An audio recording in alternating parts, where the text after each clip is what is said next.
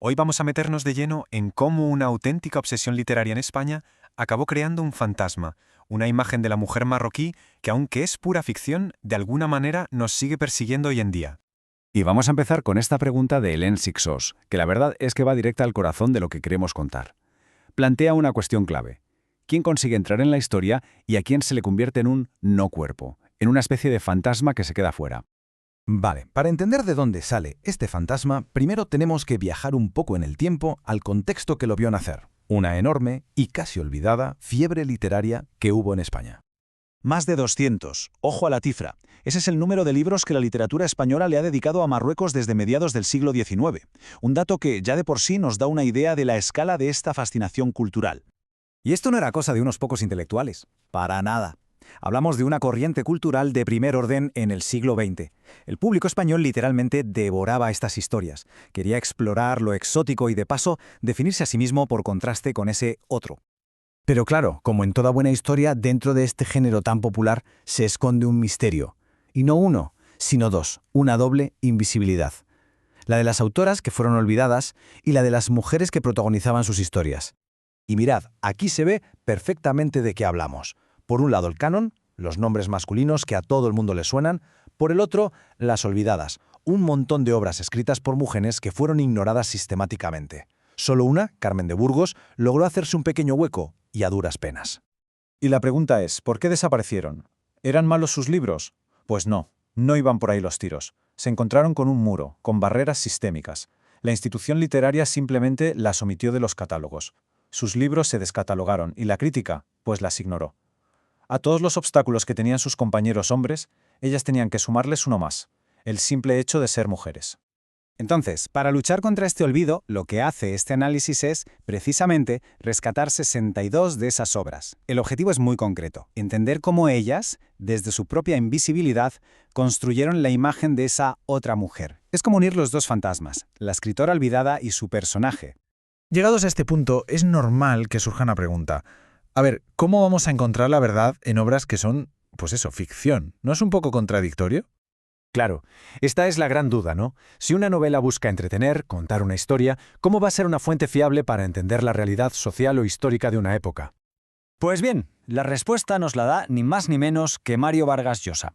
Él dice que sí, que las novelas mienten, claro que mienten sobre los hechos.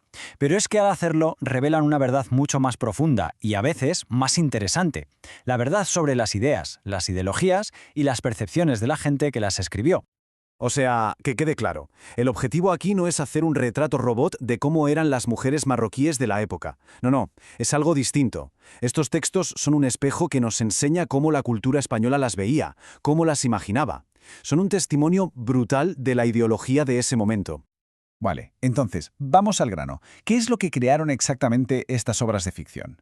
Pues el resultado fue un estereotipo, uno muy persistente y muy poderoso.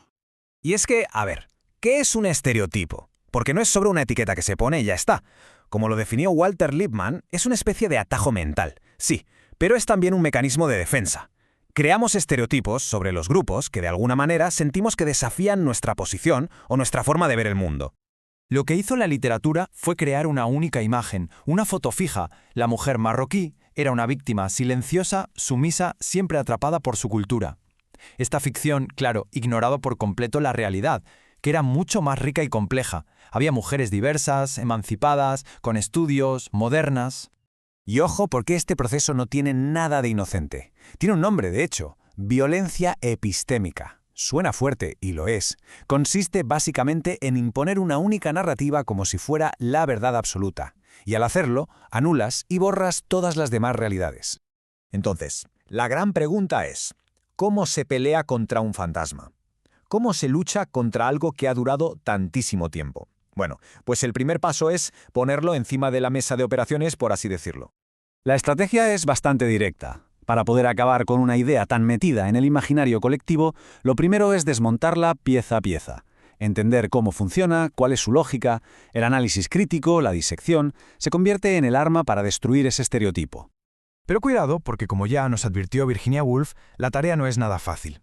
Y es que los estereotipos son como fantasmas. Su naturaleza ficticia, el hecho de que no estén anclados a una realidad tangible, es justo lo que los hace tan increíblemente resistentes y difíciles de eliminar.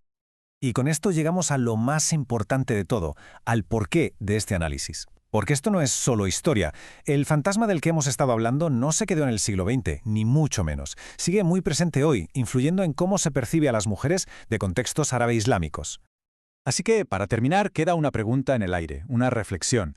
Porque este mecanismo de crear fantasmas de ficción, de crear estereotipos, no es cosa del pasado. Nos obliga a mirar a nuestro alrededor y preguntarnos qué otras imágenes simplificadas, qué otros fantasmas construidos a base de relatos siguen moldeando cómo vemos la realidad y cómo nos vemos los unos a los otros.